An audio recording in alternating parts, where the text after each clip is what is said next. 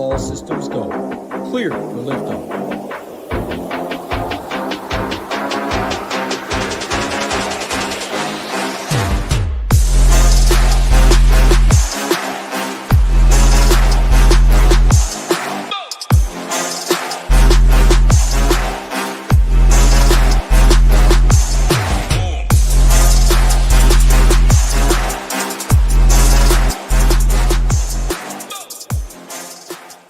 Jesus, Michael Thorbjornsson makes 6 on 18 as I go live to kind of throw my intro off. I just wanted to check really quickly, like what's he up to?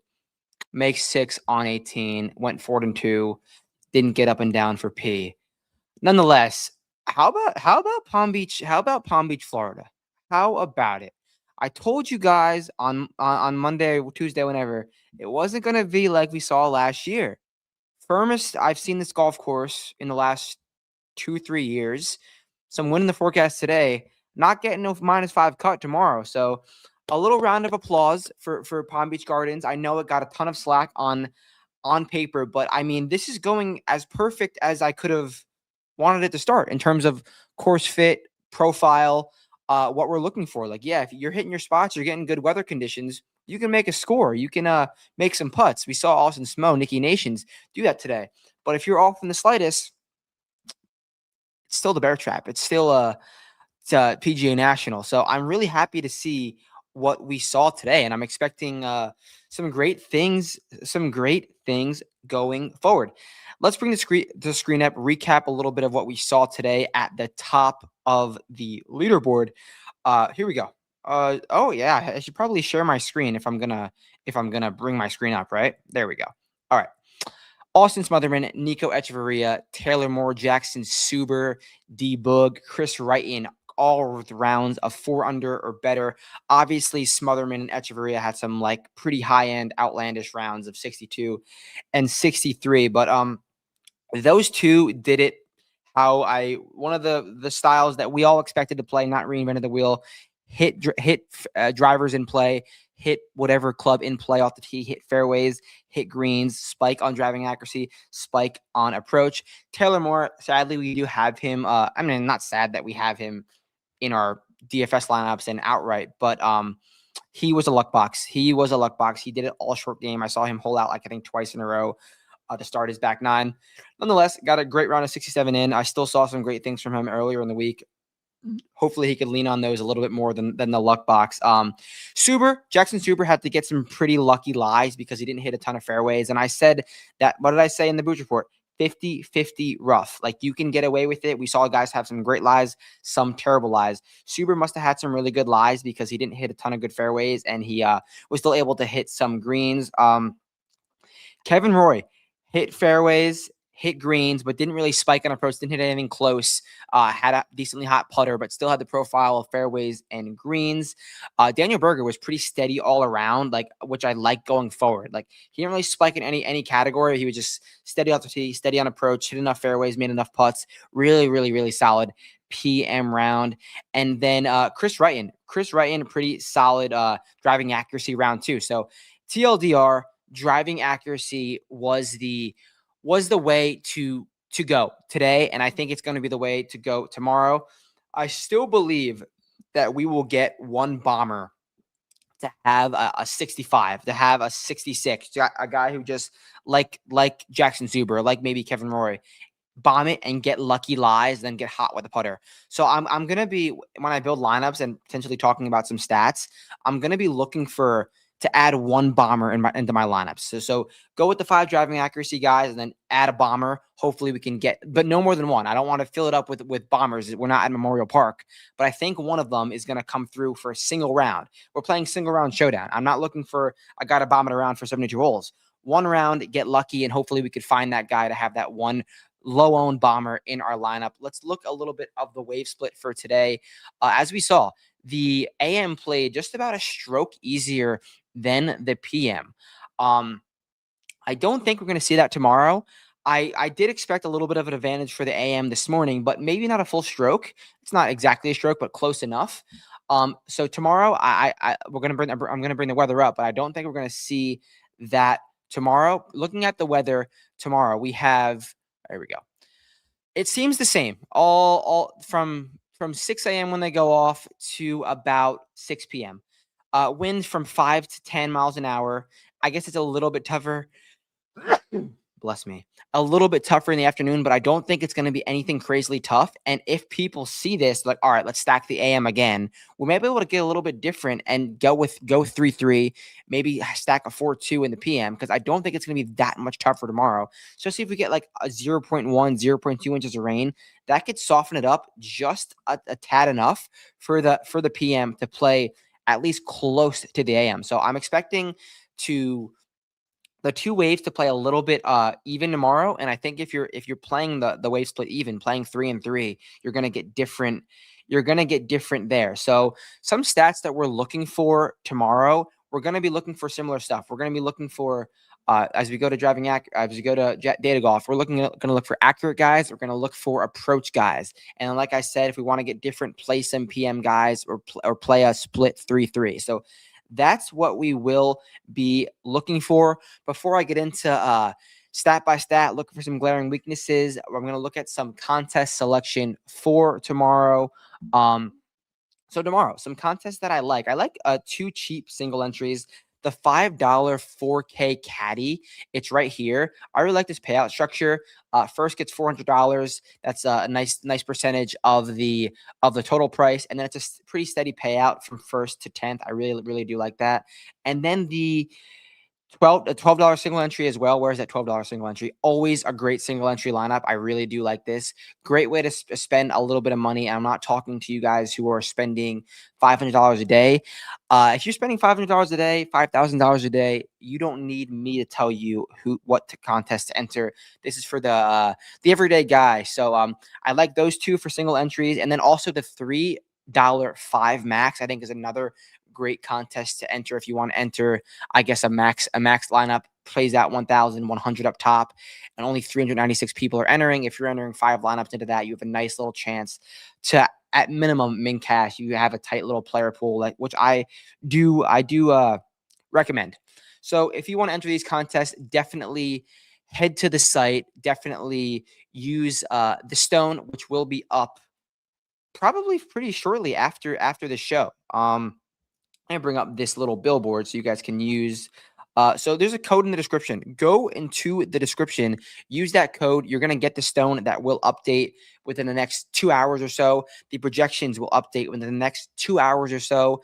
And then go pick your package. If you're just a PGA guy, go and you just want the content, then you're probably not going to get any of the key stuff. But if you want more of the in-depth stuff, go to PGA plus Optimizer. You can build all your lineups. Use SaberSim. I think SaberSim is one of the greatest tools in PGA and just DFS as well. And if you're an all sports guy, you want to do NBA, MMA, I know nothing about it, but the guys that ship it are extremely smart, way smarter than I am. Go to All Access, use the code BOOTS. I know you guys love the boots to get all of this stuff. Get a nice discount and a 10% off lifetime guarantee. So now we're going to get into some of the key stuff, some of the key stats that we're looking for tomorrow. So let's bring back up the stats. Let's update it, refresh it, and see what we got. I like to, as you guys know, go here in Data Golf and where it says show player types. If you toggle this on and off, it'll sort by some things that we want to look at. So here, as you can see, short, accurate. We're going to look for guys, and then this is inaccurate, long. Like I said, Taylor Moore, a luck box round for us today. Nonetheless, so we're looking for, I don't care if you're short, I don't care if you're long, we're looking for some accuracy tomorrow. That is going to be the key thing we're going to look at. So Echeverria accurate, Daniel Berger accurate. Chris Ventura actually did hit more fairways. I'm not sure why this didn't say accurate, maybe because his round's not done yet. But Chris Ventura had a pretty nice driving accuracy round. So let's pull this up. Let's sort. We're going to sort by accuracy for when we're looking for build our player pool. But for now, let's look for glaring weaknesses. Who did what? How did they do it? And who can improve? Kevin Roy, like I said, he didn't really gain that many strokes on approach, but he hit enough greens and got hot with the putter. I think Kevin Roy's got a nice profile. Like he's good. Kevin Roy, #good at golf. There's no reason he can't shoot back-to-back low rounds and can improve on that strokes gain approach. Like I said, he did hit a lot of greens today. He just didn't hit it close. So I don't think Kevin Roy is a bad profile at all. Hank Lebioda, I saw some really nice things from him in boots, but I don't love this profile. Was kind of all led on the around the green stuff. I don't really love that at all. Who's this?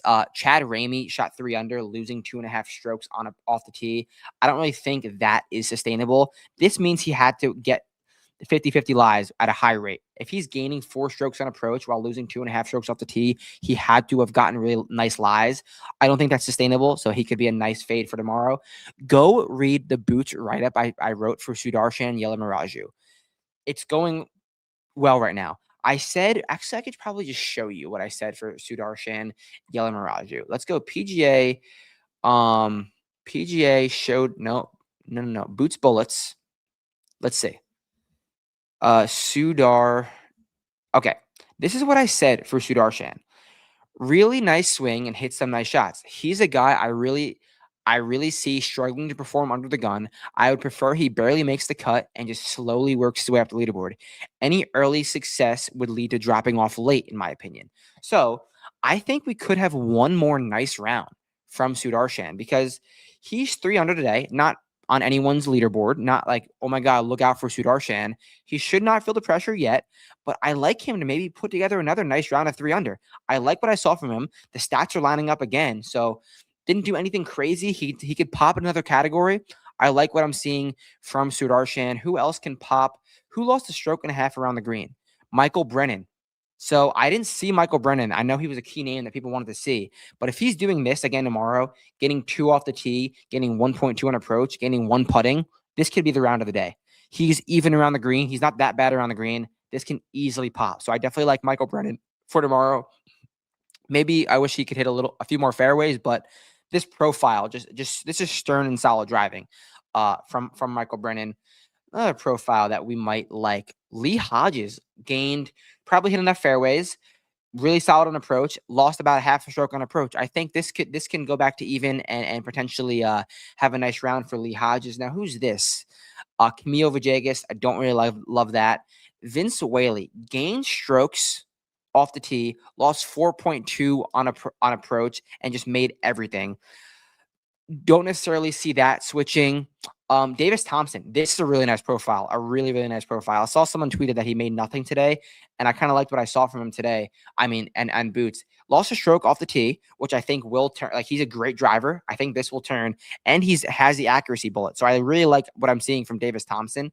Gained 2 strokes on approach, lost a little bit on the greens. Davis Thompson is a perfect profile, what I'm looking for. Nikolai lost 3 strokes putting, striped it. That's kind of what I would expect from Nikolai. And this is a thing that my old self would chase. I would chase, and you guys probably too. Oh, he lost 3 strokes putting. He has to gain strokes putting tomorrow. Or does he? No. You guys play golf. You guys know that you don't, the golf gods don't owe you anything on the green. When it rains, it pours sometimes. So I'm not going to chase a Nikolai Horgaard putter, which could just lead to some bad things. I really like this profile from Rasmus Niergaard Peterson. I didn't love what I saw from him at Boots, but hit fairways. He didn't hit fairways. I mean, he did hit fairways. He is accurate. Not the greatest approach performance, but he's generally pretty solid on approach. I liked what I saw from him in terms of irons at Boots. Didn't have the best putting performance and had a nice around the green. I think one of these two, whether it's accuracy, driving, or just strokes gain approach, could turn in the right direction for Rasmus, and he could shoot a 3 under round tomorrow. Let's look for one more guy that could potentially pop. Eric Cole. Eric Cole, I did not like what I saw from him this week, but generally he's a pretty accurate driver. He loves his golf course, and he grinded out an even par round. So Eric Cole, I think, could be in for a nice little round to make the cut tomorrow. He was inaccurate today, but I think he's generally a very, very accurate driver. So I don't mind Eric Cole tomorrow, but that leads us to one player that I am on. We're not going to waste any time. Here it is. The one guy I'm going to be on for tomorrow, not David Ford, Aaron Rai. T8 -3 in round 1. Really, really solid profile. Hit 10 of 14 fairways, gain a full stroke on approach, and putt well, but didn't pop. This is the profile that we are looking for. Very similar to kind of Colin in round 4 last week, who popped for us tremendously. So Aaron Rye's hitting his fairways. He's hitting really good iron shots, and he's making some putts. But he didn't necessarily pop in one of those categories. He's doing everything correct, but not anything too specifically. And he's going to go out in that PM wave, which could be a potential advantage, like especially if it rains a little bit, just soften the greens up a tad, and he could be in for a really, really nice round. Let's see. Let's get to some questions before we get out of here. Smalley, let's look at Smalley. Yeah, I don't mind doubling down on. See, he didn't play bad today. He only shot 1 over. He was 95th in putting. He's definitely a Bermuda guy. He generally is really good on Bermuda. I do not mind at all going back in on Smalley. I think he is a good play for sure. So, as always, the slate plan that will be up in the next 30 minutes or so. So get to the site, use code BOOTS, and you can get the slate plan. Use this, use the projections, use the stone to build your player pool, then plug it all into the optimizer and cash with us. It's not rocket science. So easy show today. Quick. You know what we're looking for. Driving accuracy, approach. As always, song of the day. You're So Ugly When You Cry by The Funeral Portrait. Hope you guys enjoy. And as always, let's absolutely ship it. Peace out. Catch you tomorrow.